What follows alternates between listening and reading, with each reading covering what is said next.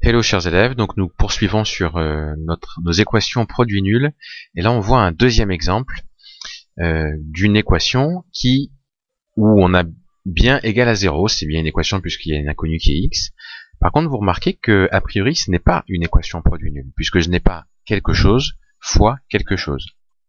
Donc pour arriver à avoir quelque chose fois quelque chose, qu'est-ce qui pourrait nous aider? Eh bien, ce qui pourrait nous aider, c'est de factoriser. C'est exactement ça que ça signifie factoriser. C'est d'avoir quelque chose fois quelque chose. Alors, comment factoriser cette expression? Eh bien, vous voyez que dans ce terme-là, le grand terme-là, et dans celui-ci, on va essayer de trouver le facteur commun. Le facteur commun, je l'entoure, c'est x-5. Alors, je peux donc écrire mon x-5. Là, je factorise, c'est un petit peu comme ce qu'on avait vu dans les chapitres précédents. Et tout de suite, je mets mes crochets. Qu'est-ce que je n'ai pas entouré? Eh bien, c'est ce que je vais mettre derrière dans les crochets. Donc, j'ai pas entouré 3x plus 1. Le et moins 3.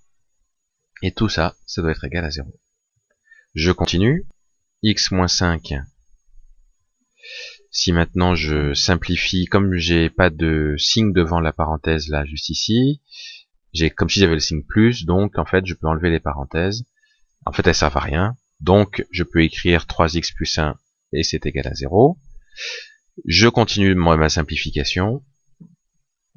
Ça donne 3x moins 2 égale à 0. Donc là, qu'est-ce que vous notez? Eh bien, c'est que maintenant, on a bien une équation produit nul. J'ai bien un produit, x-5 facteur de 3x moins 2, qui est égal à 0. Donc c'est bien une équation produit nul. Qu'est-ce que je vais faire pour pouvoir la résoudre? Eh bien, on se rappelle, dire qu'un produit est nul, je l'écris pas, hein, mais vous l'écrirez. Dire qu'un produit est nul revient à dire que l'un de ses facteurs au moins est nul.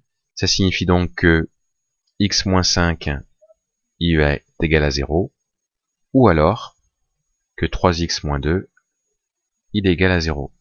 Je vais résoudre un peu plus rapidement ces deux équations. Donc x il est forcément égal à 5, ou alors x il est égal à 2 tiers.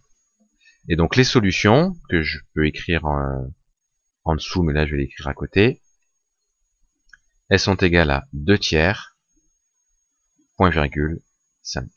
Ce sont les deux solutions de cet exemple, de cette équation.